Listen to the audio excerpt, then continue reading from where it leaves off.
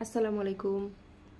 আজকে আপনাদের জন্য নিয়ে আসলাম ফুলকো ফুলকো নরম তুলতুলে খেজুর গুড়ের তেলের পিঠা।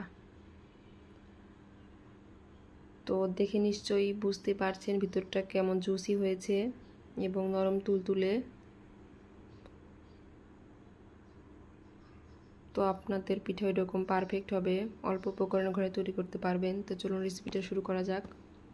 তো এখানে আমি একটা বোল নিয়েছি, এর মধ্যে 2 কাপ পরিমাণ ভেজা চাউলের গুঁড়া নিব, 1 কাপ দিয়ে দিব ময়দা, 1 কাপ দিয়ে দিব খেজুরের ঝোলা গুড়, আপনারা চাইলে পাটালি দিতে পারবেন গলিয়ে, দিয়ে দিব সামান্য একটু লবণ। এরপরে এগুলো উপকরণগুলো দিয়ে ভালোভাবে মিশিয়ে নিব এবং স্মুথ একটা ব্যাটার তৈরি করব। দেখুন আমার একটু পানি লাগবে এর মধ্যে, তো আমি এখানে আর সামান্য একটু পানি দিয়ে আমি এখানে ভালো করে স্মুথ করে গুলাটা তৈরি করে নিব।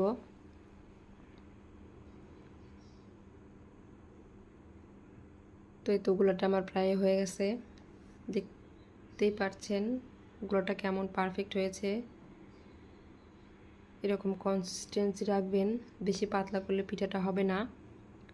তো এর মধ্যে আমি কিন্তু কোনো বেকিং সোডা বা বেকিং পাউডার কিছু ইউজ করিনি। তো এখন পিঠাগুলো ভেজে নিব। এর জন্য একটা কড়াইয়ের মধ্যে পর্যাপ্ত পরিমাণ তেল গরম করে নিব। তেলটা অবশ্যই ভালো করে গরম করে নেবেন। এরপরে পিঠার ব্যাটারটা একটু মিশিয়ে নিয়ে এর মধ্যে দিয়ে দিব। দেখুন পিঠাটা আমার প্রায় ফুলে উঠেছে।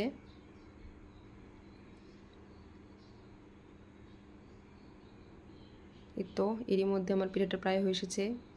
এরপরে উল্টে পাল্টে ভালো করে ভেজে নিব। তো খেজুর গুড়ের যে কোনো পিঠাই টেস্টটা বেশি হয় চিনির তুলনায়। দেখবেন চিনি দিয়ে যে পিঠাই খান সেটার থেকে খেজুর গুড়ের পিঠাটা একটু বেশি টেস্ট হয়। তো এরপরে আমি এভাবে সবগুলো ভেজে নিব। দেখুন কত সুন্দর ফুলে টইটম্বুর হচ্ছে। আপনাদের পিঠাগুলো এরকম পারফেক্ট হবে। আর হ্যাঁ, কড়াইটা অবশ্যই ভালো করে একটু গরম করে নেবেন, এতে করে পিঠাটা লাগবে না,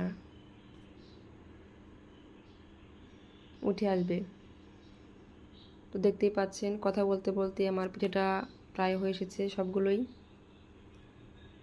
তো এইভাবে করে আমি সবগুলো ভেজে নিব। কে কোথায় থেকে ভিডিওটা দেখছেন কমেন্ট সেকশনে জানাবেন। ভিডিওটা ভালো লাগলে আমার চ্যানেলের পাশেই থাকবেন, লাইক ফলো দিয়ে পাশে থাকবেন। তো দেখুন এর মধ্যে আমার পিঠাগুলো প্রায় হয়ে এসেছে। তো দেখলেন তো অল্প উপকরণে পিঠাগুলো হয়ে গেল। আপনারা তৈরি করতে পারবেন নরম নরম ফুলকো ফুলকো পিঠাগুলো। ভিডিওটা ভালো লাগলে সাবস্ক্রাইব করে আমার চ্যানেলের পাশেই থাকবেন। আল্লাহ হাফেজ।